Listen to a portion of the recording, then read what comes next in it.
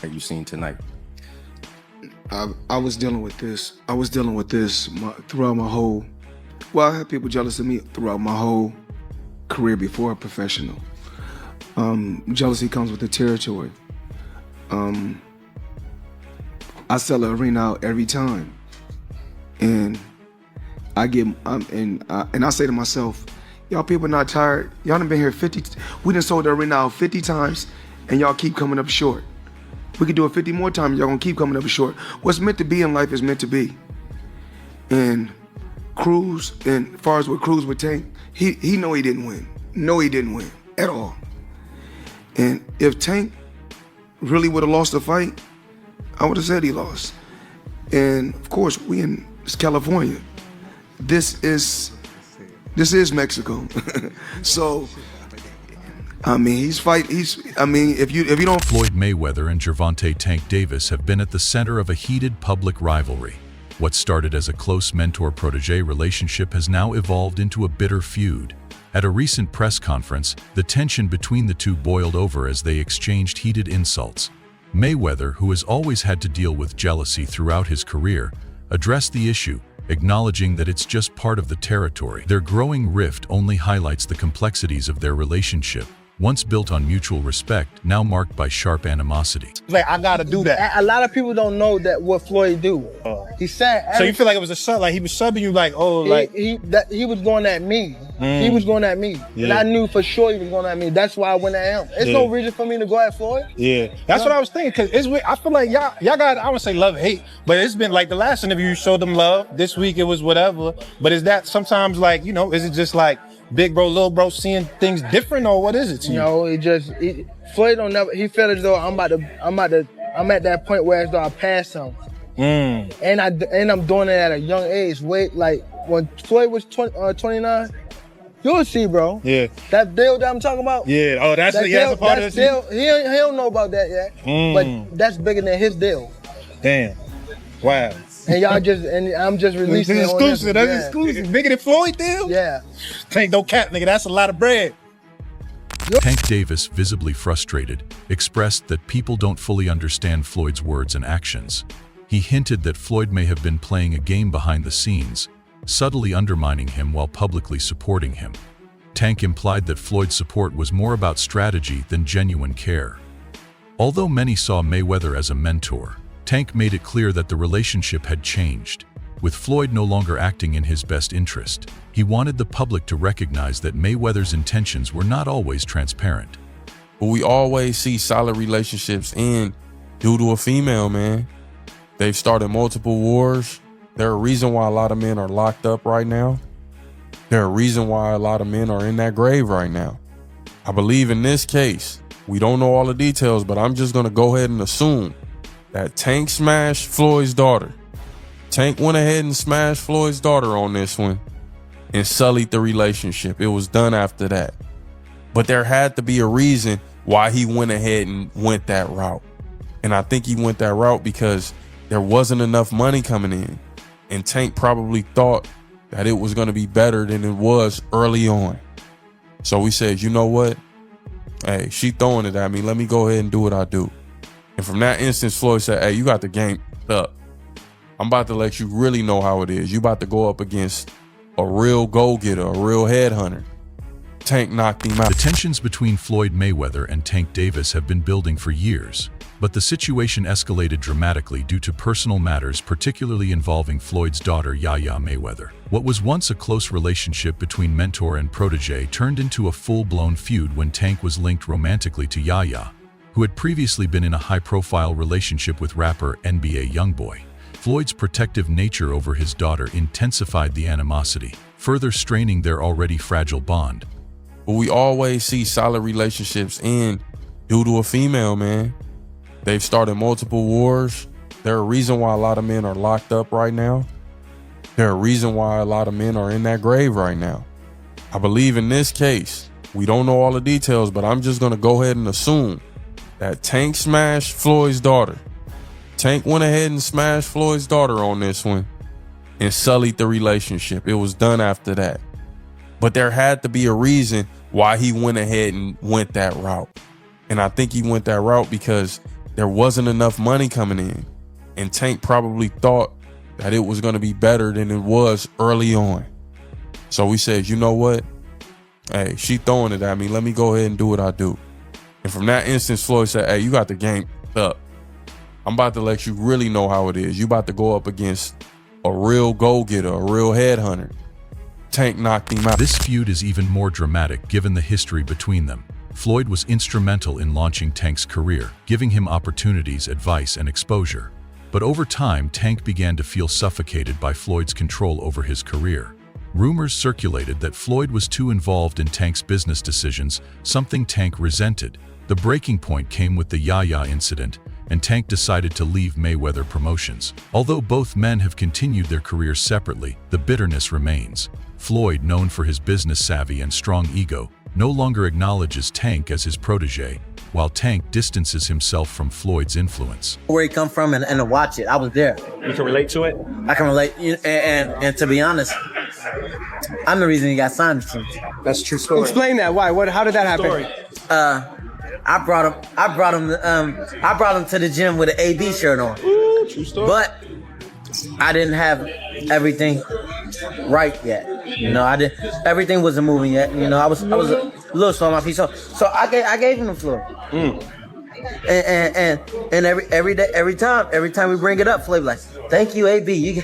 You gave me a good one. Does that feel like a win for About Billions Promotions as well? Even though, of course, because at the end of the day, I don't care who promotes Gervonta Davis. I'm still gonna support him. Same way.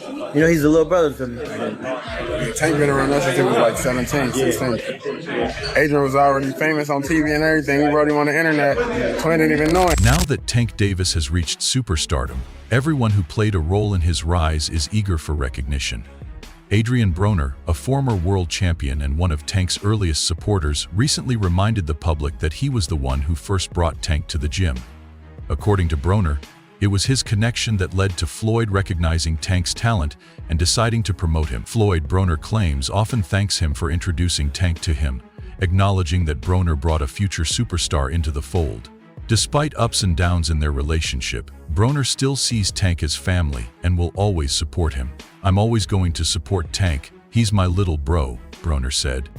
Man, Tank got the skills to beat anybody, and he was blessed. He was blessed with the power to hurt anybody if he lands with a solid punch. But I don't think he should go mess with no 147 pounder no time soon. With the skills he got, he can beat anybody. But my opinion, I think he got enough on his plate at 135 pounds with the Shakurs, Ryan Garcias, Devin Haney's, Frank Martin now. Frank Martin, who's going to be a big name, a good name.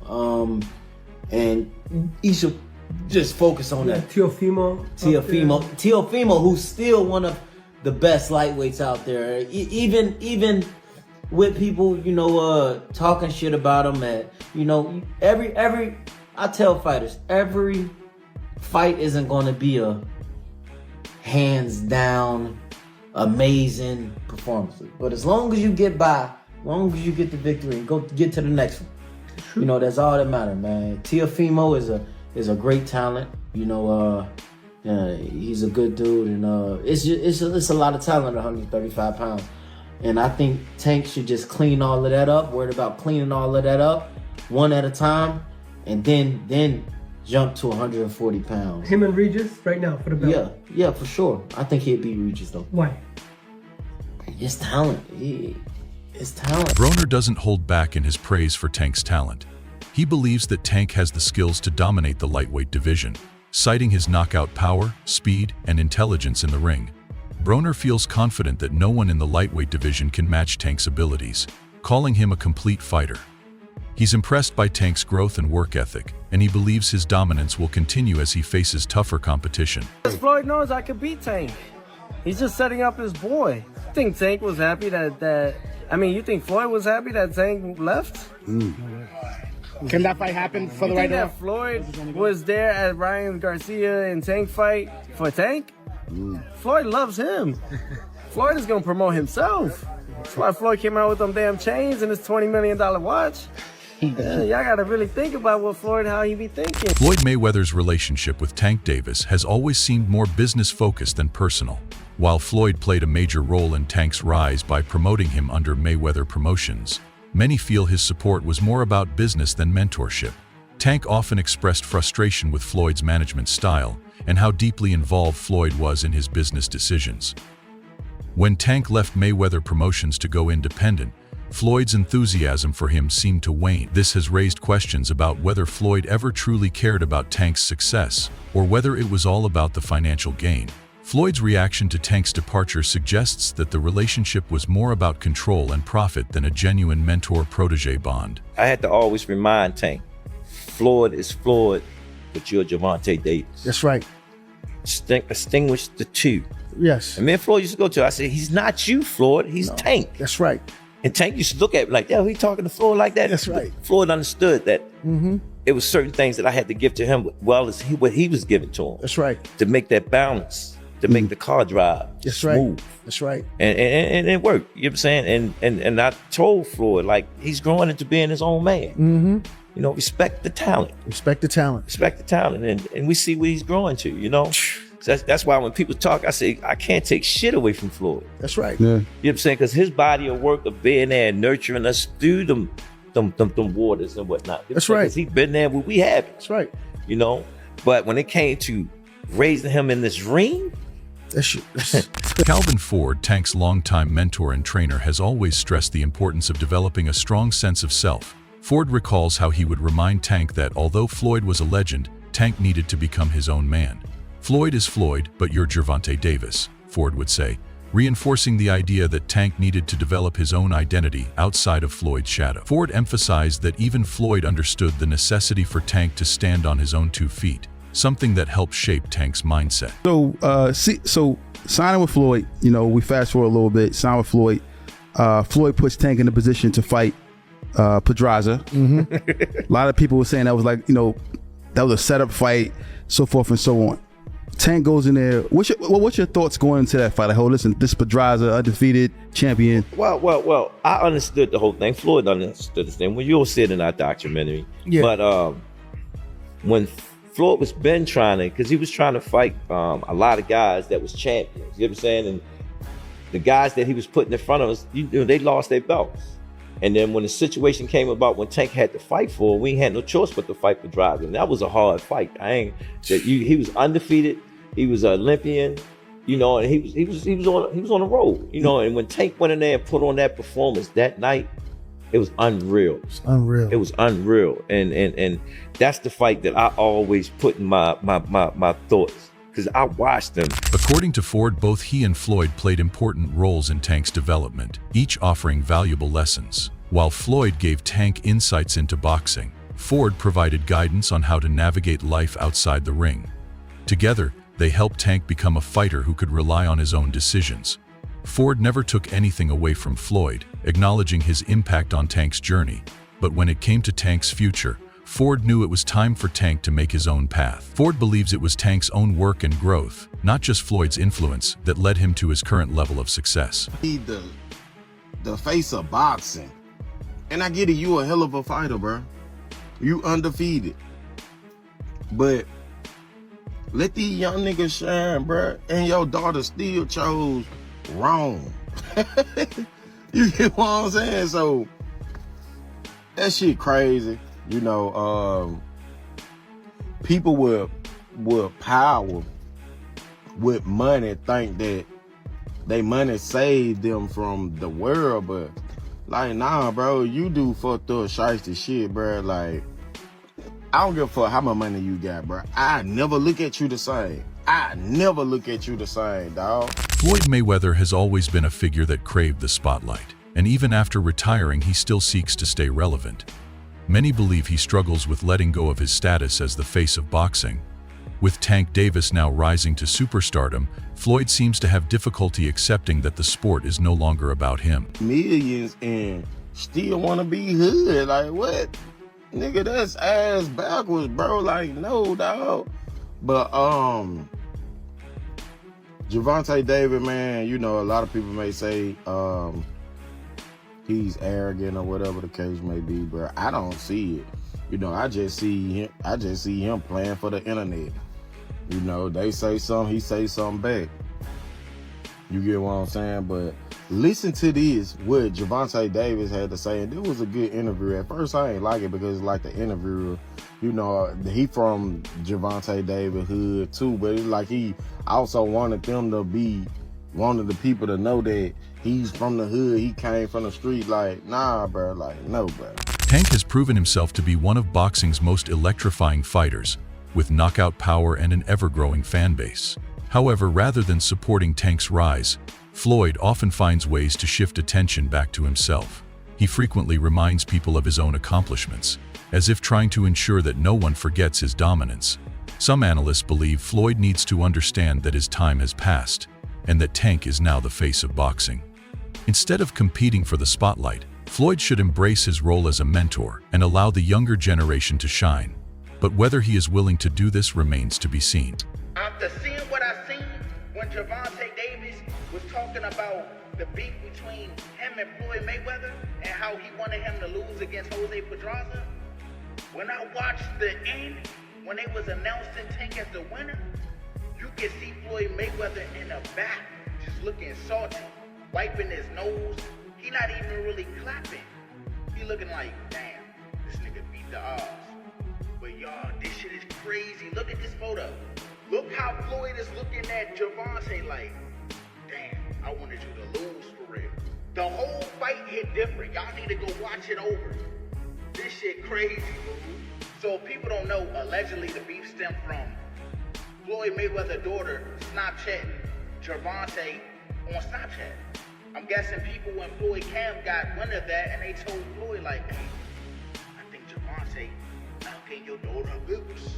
Floyd said, Gervonta knocking my daughter loose? Nah.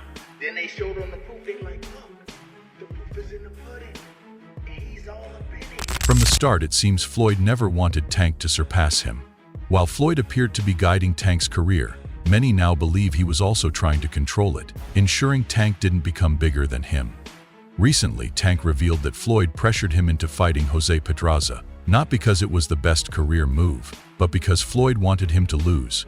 At the time, Pedraza was an undefeated world champion, and a loss would have derailed Tank's momentum. But Tank shocked everyone by dominating Pedraza and winning the IBF super featherweight title.